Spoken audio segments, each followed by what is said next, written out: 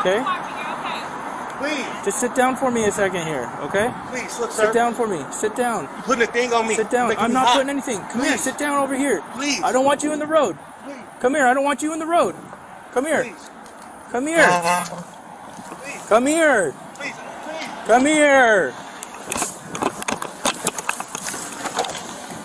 Now! Get down over there!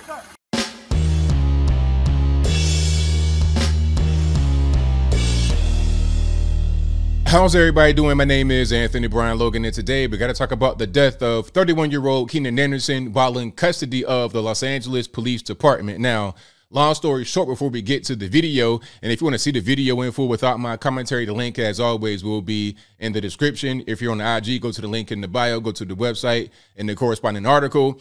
But what happened was there was a hit and run, possible DUI. The police get called to the scene. They find Mr. Anderson right there. They're trying to get him to calm down, settle down, trying to get him arrested. He begins to resist. They tase him. They send him to the hospital, and he has a medical emergency about 4.5 hours later, and he dies in the hospital. May he rest in peace, and prayers out to the family. Speaking of family, this is a big part of the reason why this is going to be a big story. Apparently, this man was Patrisse Cullors' cousin. Now, you guys know who that is, right? Patrisse Cullors, one of the co-founders of Black Lives Matter, who has all those mansions, including the big $1.2, $1.3 million home up in the hills in Los Angeles, a total portfolio worth like $10 million. That same Patrisse Cullors. As a matter of fact, we have a statement from her on Instagram, and of course, I'll link to this in the description, but let's read it right quick. Then we get to the video. She writes, "This is my cousin, Keenan Anderson. He was killed by LAPD in Venice on January 3rd, 2023. My cousin was an educator and worked with high school age children. He was an English teacher.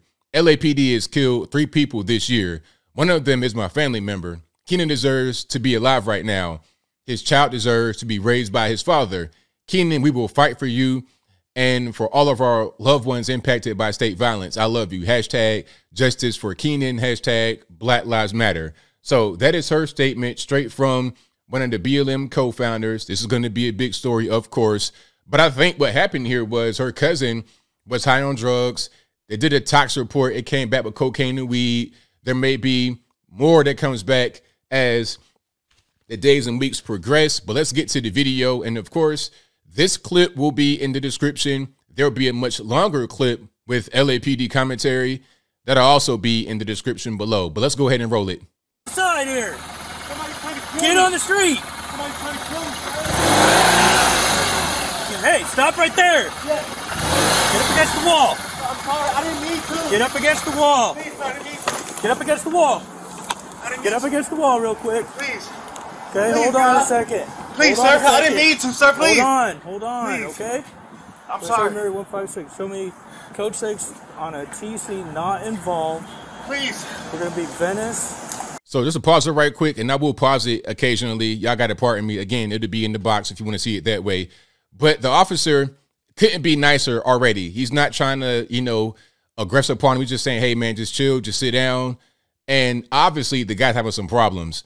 He caused the accident from what witness statements are saying. He caused it, and then he tried to steal a car to flee the scene, and he was under the influence, apparently, due to the tox report coming back with cocaine and weed. So this guy was having some issues right here, and the officer is being very nice. West of Lincoln. Oh, my God. Possible DUI driver. I get additional units, please. The car. Okay, what happened? I lost my key. You lost your key? Yes. I came and I had somebody fix my car for me, sir. Please, don't, please, okay, sir. do me a favor. Sit in here. Hey, sir, please. Sit down on your butt and sit with your legs crossed. Sit with your legs crossed. Sit with your legs crossed. They're going to try to kill me, please. Who's trying to kill you? I had a stunt today. What? It's nonsense. He's talking nonsense. When you're talking to somebody like this on the street, you're trying to get them to calm down, and they're just talking complete nonsense. That's drugs. It's clearly drugs or a mental problem or a combination of both. I had a stunt today, sir. You had what? A stunt. Like, no, that's a car. Okay, what car were you driving? BMW. The BMW. They were trying to put stuff in my car. Who's trying to put stuff in your car? They're going to try to. Please. Stay down for me. Hey, please. Hey, stay please. here. Stay here. Sir, I need stay some water. Here. Can you get some water?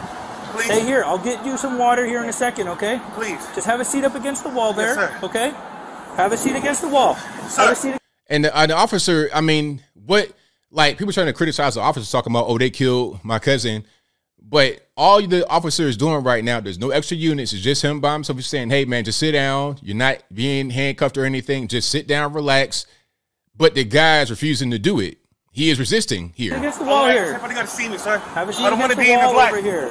I want people to see me. Sir, okay, you can sit Please, right there sir. then. If you want to be seen, I don't sit wanna right there. No, I don't want to sit right there. Sit right Please. there if you want to have somebody see you. Please. Okay? Please. Just sit down for me a second here, okay? Please, look, sir. Sit down for me. Sit down. You're putting a thing on me. Sit down. Making I'm me not hot. putting anything. Come here. Please. Sit down over here. Please. I don't want you in the road. Please. Come here. I don't want you in the road. Come here. Now he's wandering into traffic. Okay? Wandering into traffic. So even if, I mean, this is just, it's not making any kind of sense. You can wander into traffic in Los Angeles and risk getting hit by a car, or you're just trying to flee, trying to run away in a soft way. But why?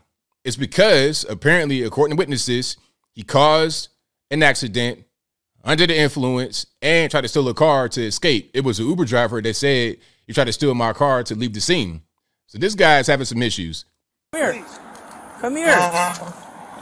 Come here. Please. Come here. Now! Get down over there! Yes, sir. Turn over on your stomach right now! Yes. Turn over on your stomach right now! Turn over! Yes. Turn over! Yes, sir. Over on your stomach! Get over on your stomach! Hold on. Okay. Please. Please, sir. down. Please. He's refusing to follow commands. Turn over on your stomach. He's like on his side, and then he gets up. So now you got the other units coming in because he's trying to flee. He's all in traffic. So what is there to do? Now they're going to try to say racism and George Floyd. I see the guy, the officer that was right there probably wasn't a white guy. That guy probably was not a white guy. There's a black guy right there too. So racism element, I don't really think so. They're going to try to go with the whole police brutality thing. Do this. Please don't do this, sir. Please. Help me, please. You know what? Help me, please. No, please help me. Help me, please. Please. Keenan, relax! Keenan, relax! Help! They're trying to kill me. Hey, stop! I'm gonna tase you. Stop it, I'm gonna tase you. I'm gonna tase you. Stop it right now. Stop it right now. Turn over. Turn over, I'm gonna tase you. Turn over, or I'm gonna tase you. Turn over, I'm gonna tase you. Yes. I can't. Watch your elbow, partner. You're trying to George Floyd me. You're trying to George Stop Floyd it. me. Stop it, or I'm gonna tase you. Okay, stop it, or I'm gonna tase you. Stop it, or I'm gonna tase you. Stop resisting. Please. Stop resisting. Please. So Please. black guy right there. I'm gonna tase him. I'm gonna tase him. They're trying to kill me. They're trying to kill me. Leave me alone. Stop it. The taser is not really working. Not really. The taser's not really working. There's more to this clip right here. YouTube might try to get triggered if I play it all. But they're tasing them for a while. You can see as I'm kind of scrolling through here, they're tasing. It's not really working. Eventually, they're able to kind of get them subdued. They're able to get the handcuffs on them, and then they put them on the stretcher, okay? Or not a stretcher, but they put him into like a chair right here, and then they take him to the hospital. Now, once he goes to the hospital, he dies about, like I said, 4.5 hours later from medical emergency. They did not say what that was. Could have been some kind of heart attack. I don't really know what that was. All they said was medical. See, here it is right here. They're talking about any death of a person in the custody of the Department of is defined by policy as a categorical use of force. In accordance with that policy, LAPD's Force Investigation Division assumed investigative responsibility for this incident upon learning Anderson had been pronounced deceased.